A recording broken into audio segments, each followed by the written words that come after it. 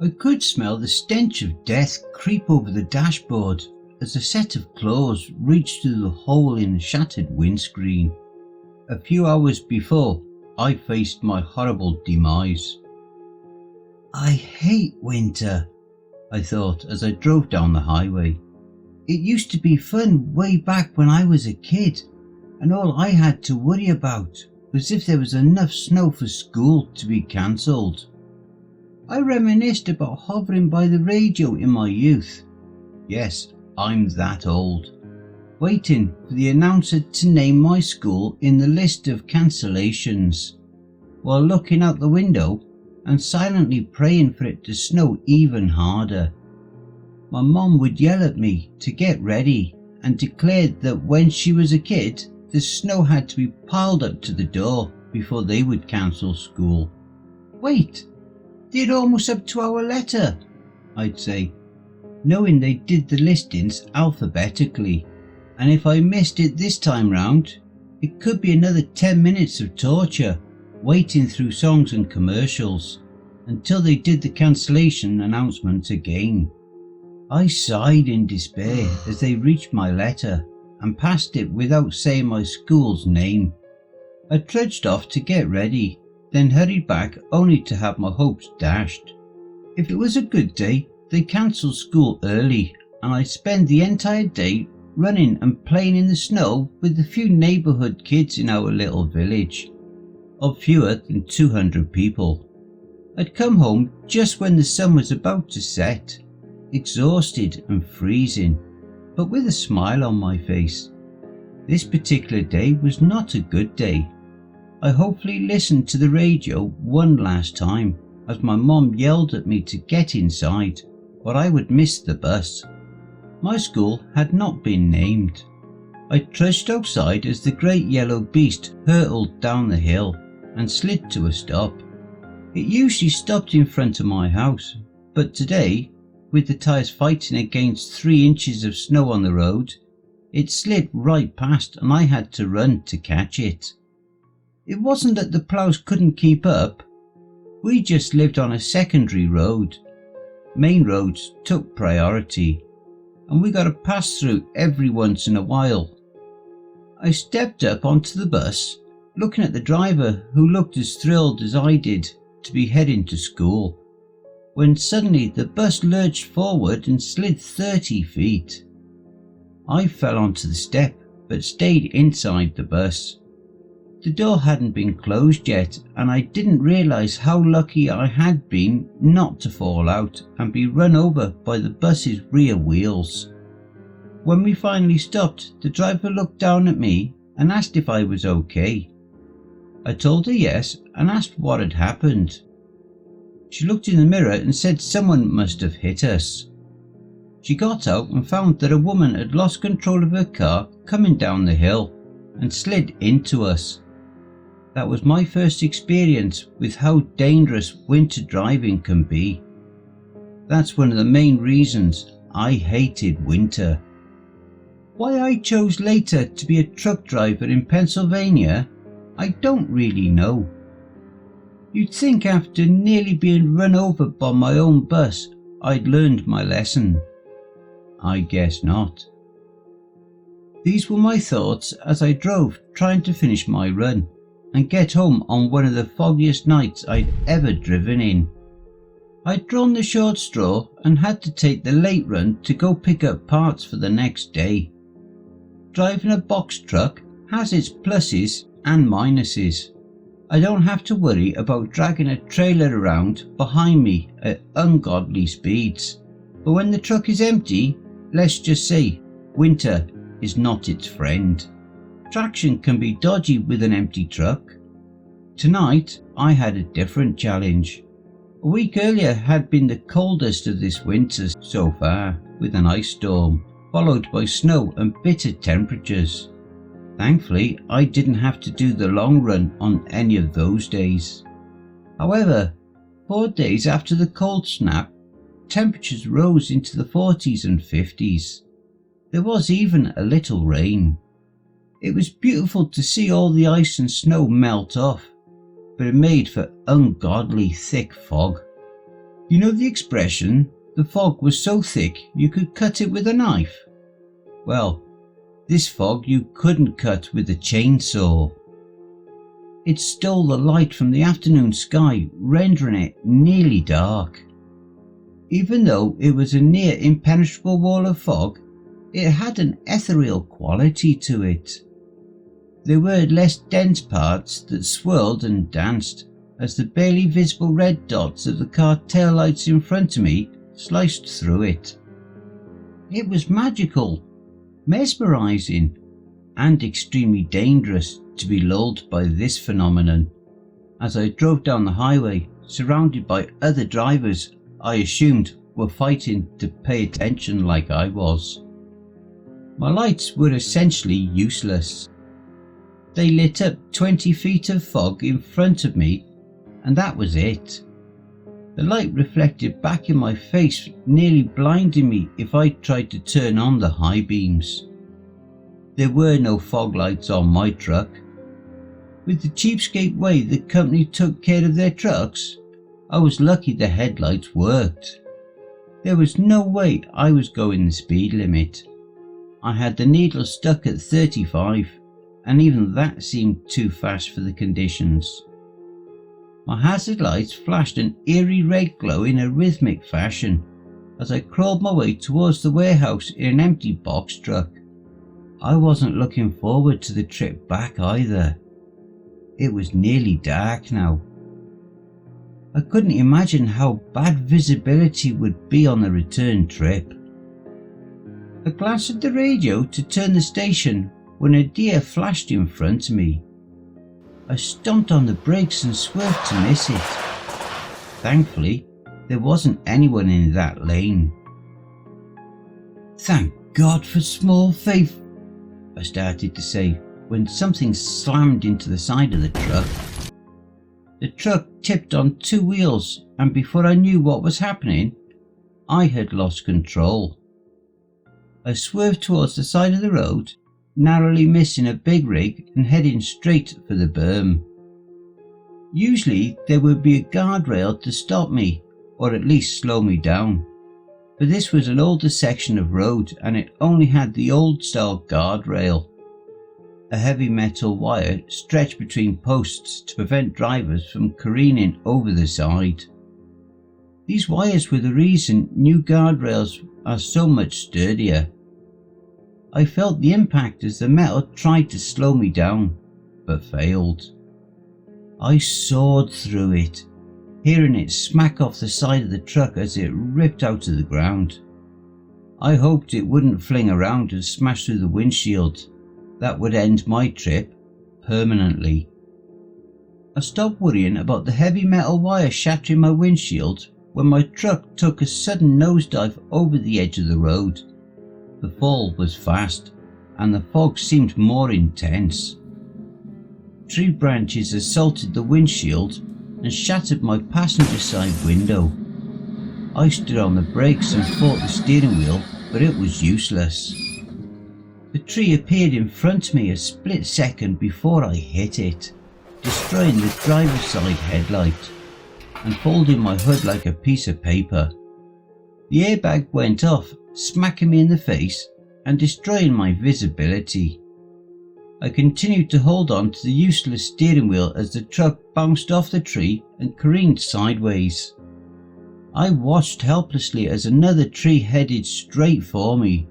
This one took his wrath out on the passenger door and brought the truck to a sudden stop. I was thrown sideways. Pain shot through my side as my seatbelt stopped me from ending up a bloody spot on the tree trunk. Everything except me ended up on the passenger side floor. Things I hadn't seen in years made a sudden reappearance. The fire extinguisher, years worth of old chip bags and candy wrappers, and a bottle of soda I didn't want to guess how long had been there. I paused and took in a deep breath. Halfway through, pain told me I might have some fractured ribs. The truck was leaning to the side, but not enough that I couldn't unfasten my seatbelt. The pressure on my ribs made me undo it as quickly as possible. I hadn't thought it through though. As soon as I was free, gravity grabbed me and threw me into the passenger's seat.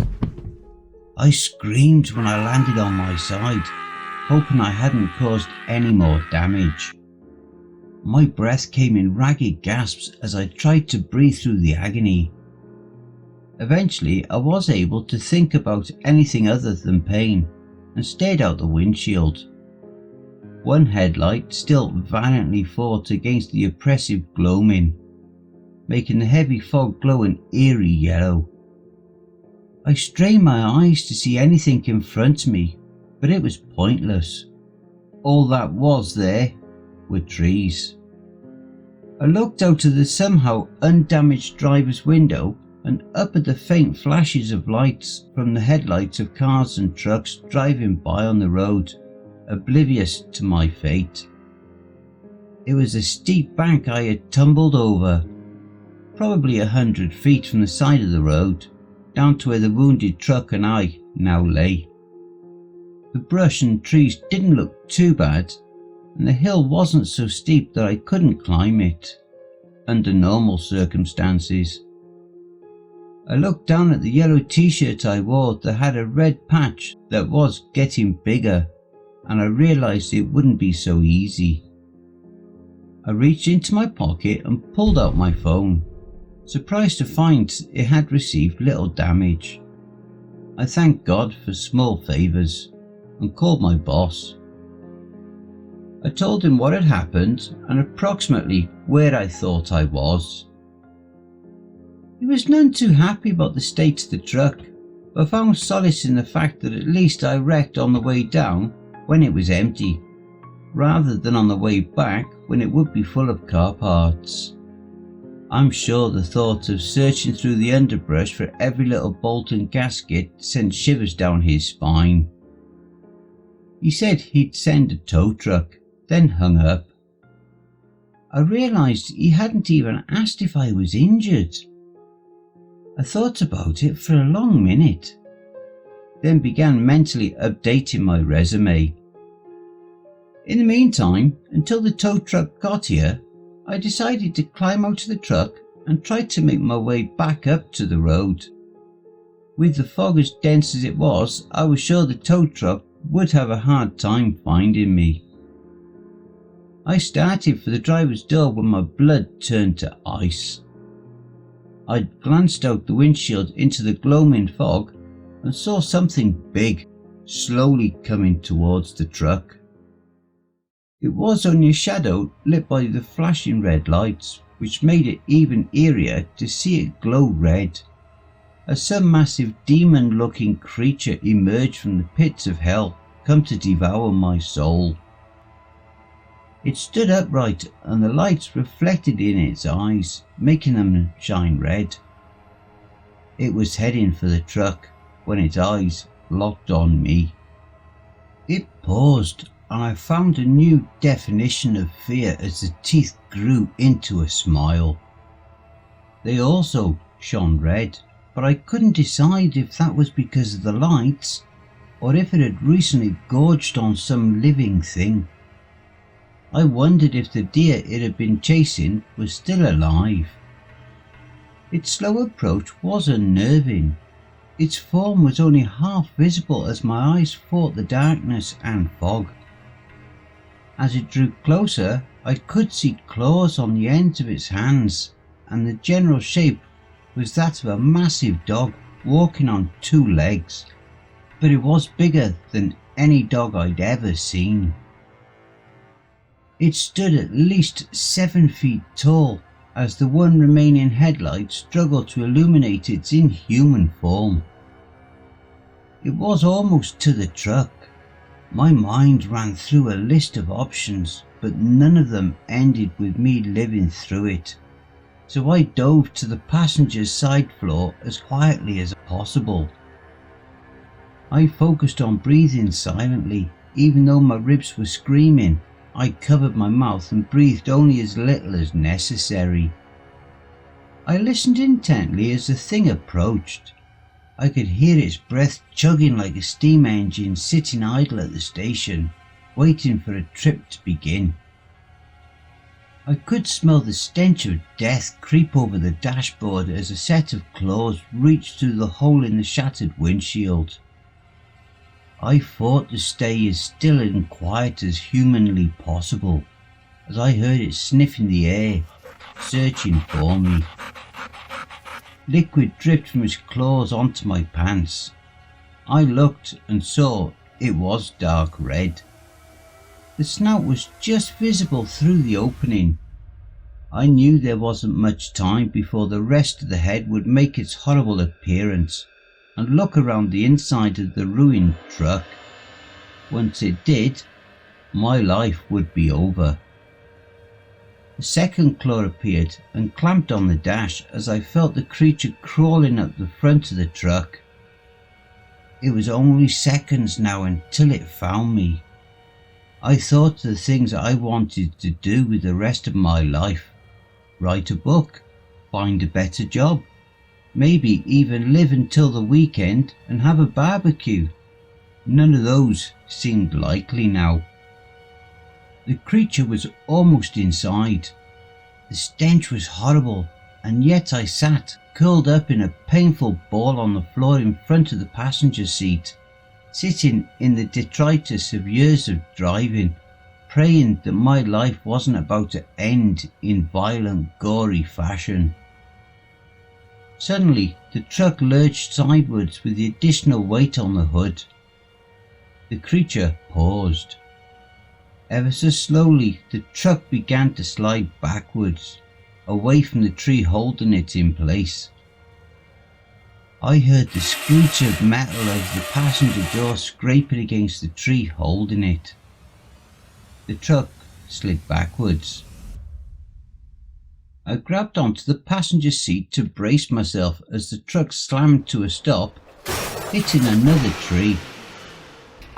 The creature seemed to sense the danger and leapt out of the truck to keep from going along on its deadly ride down the rest of the hill. I breathed a sigh of relief, but it was short-lived as the truck slid further down the hill. I stayed where I was, hoping it was the safest place in the truck if it slid further. Hopelessness overwhelmed me as I waited to see if the truck would continue its slide, having no idea how far the bottom of the hill was, or if there was a sheer drop in my future. For the moment, it almost made me forget there was a demonic-looking creature still out there, lurking, hunting me. I didn't dare move from my spot. Even if the truck was stable, I was sure it hadn't lost interest, and I wasn't about to pop my head out of the window and serve myself up as a snack. Turned out, I didn't have long to wait. As I looked out the driver's side window, I saw the creature peering in. We locked eyes. It opened its massive jaw full of sharp teeth, some of which were still red from its last kill. It hissed at me, spraying me with whatever vile fluid was in its mouth before advancing. It dove through the window and slashed at me with its claws. I covered my face with my arms. It slashed at me, tearing at my arms and making me scream in pain. Agony covered me in a blanket as I pulled into a tighter ball trying to protect myself. But it was useless. Blood was already pouring from my arms, and it was trying to pull them away from my face to aim a killing blow at my neck. In desperation, I did the only thing I had left to do. I reached up and pulled on the door latch. Thankfully, it opened, surprising both me and the creature. I fell backwards out into the brush, tearing at my face and chest, but I was free, for the moment. I quickly recovered and crawled underneath it, trying to escape. I crawled uphill hoping to escape the other side, but had overestimated the height of the truck and found myself trapped underneath. The brush had been compressed as the truck slid, and I found I had nowhere to go. Despair whispered sweet nothings in my ear as I realised my only escape route would take me into the waiting arms of the creature determined to dine on my entrails. As I lay there curled in a ball, watching my arms bleed, I felt cold. I wasn't sure if it was the adrenaline wearing off or just being outside. The temperature had been unseasonably warm lately, but it was still only in the 50s. The mystery was solved when I turned and saw I was laying in a patch of snow. The hillside must not have gotten much sun, and it seemed the path of snow had held out against the unseasonable warmth. Lucky me, I was laying right in the middle of it with nowhere to go, without alerting the creature to my presence. So now I had the misfortune of yet another way of dying. The list seemed to be growing by the minute. Aside from being dismembered by some horrible creature or crushed if the truck decided to shift its weight again, I could freeze to death or just simply bleed out. My chances were getting slimmer. I wasn't sure if even Vegas odds makers would give me odds of making it out of this alive. My head was on a swivel, looking in every direction, watching for any movement. Unfortunately, I could only see the way I came and a small sliver near the front of the truck. The rest was a tangle of brush that was too dense to see through. The constant was the fog. It crept under the truck and sidled up to me, caressing me with its icy kiss. My eyelids felt like they weighed 1,000 pounds. I knew I couldn't fall asleep, but the enormity of the situation was crashing down on me, and my mind was shutting down. My exhaustion dragged me downwards into the abyss of unconsciousness, and I wanted nothing more than to allow myself to be taken away, close my eyes, and wake up at home in my bed, free of this nightmare. As my brain convinced me this was just an illusion, I saw movement. My eyes tried to focus on it and track it, but my brain wasn't making sense. It seemed there were two creatures now. One was at the front of the truck and one had climbed inside.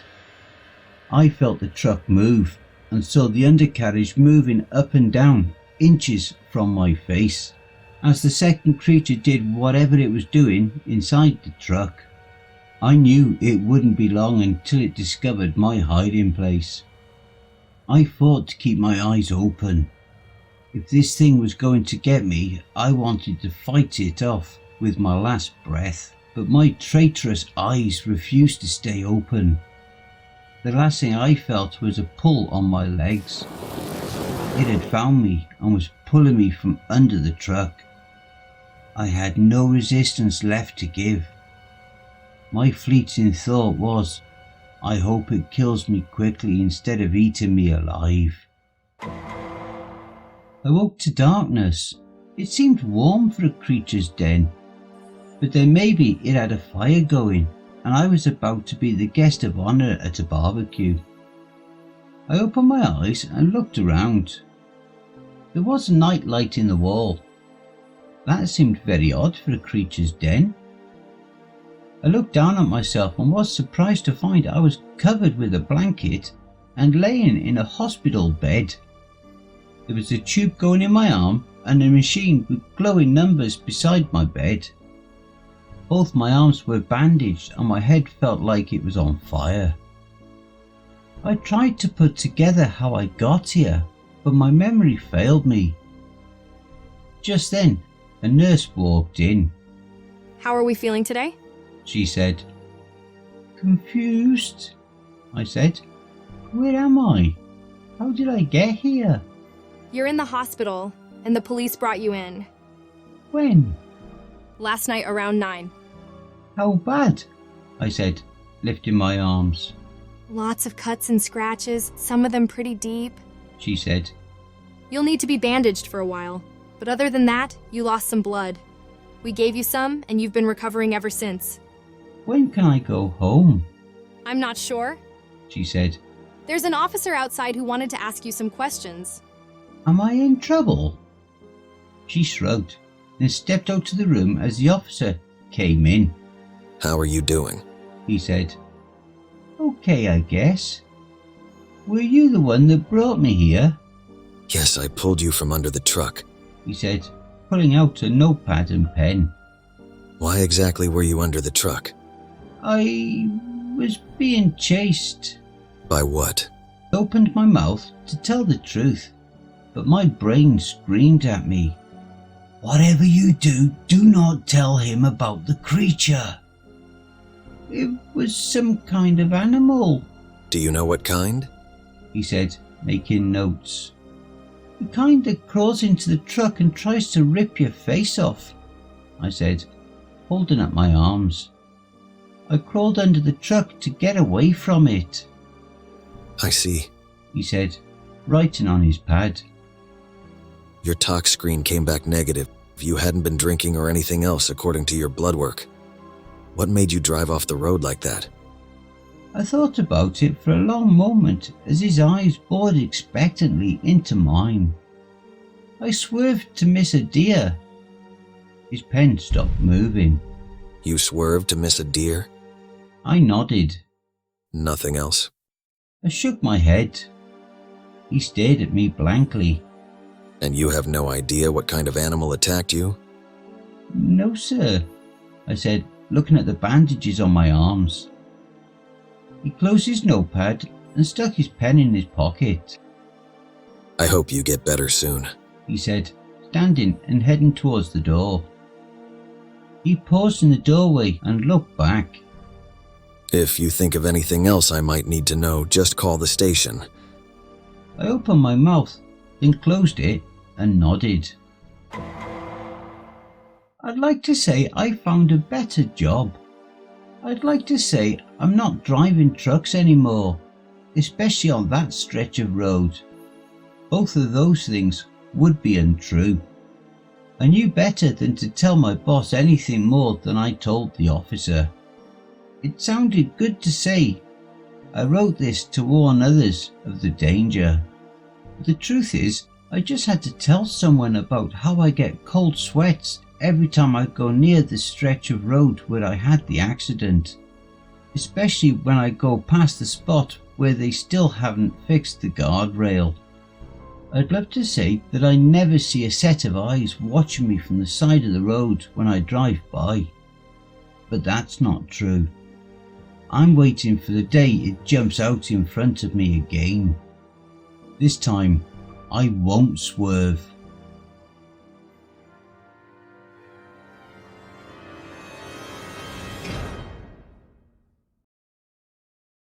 And I hope you enjoy the blooper reel.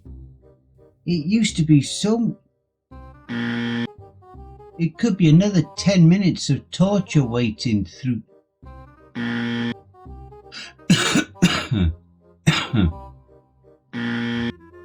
My school had been... That was my first experience without These were my thoughts as I drove. You know the expression, the thug narrowly missing a big rig and heading straight for the bean.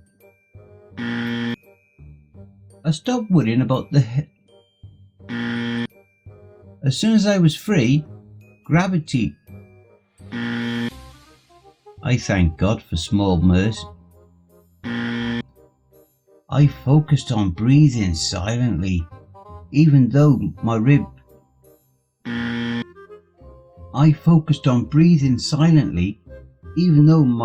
were screaming. I covered my mouth and breathed only as little as possible. As I lay there curled up in a ball, watching my arm, I wasn't sure if even Vegas odd make fuck's sake. But if those things would... But the truth is, I just had to tell someone about how I got. I'd love to say that I never see... I'd love to say... Fuck's sake. This time, I won't, sir.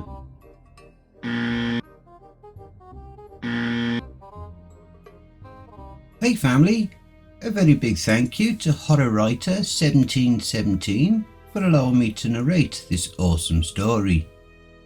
Be sure to check out his Reddit for more awesome stories, and also be sure to check out the Genius link in the description to find out more about his published works.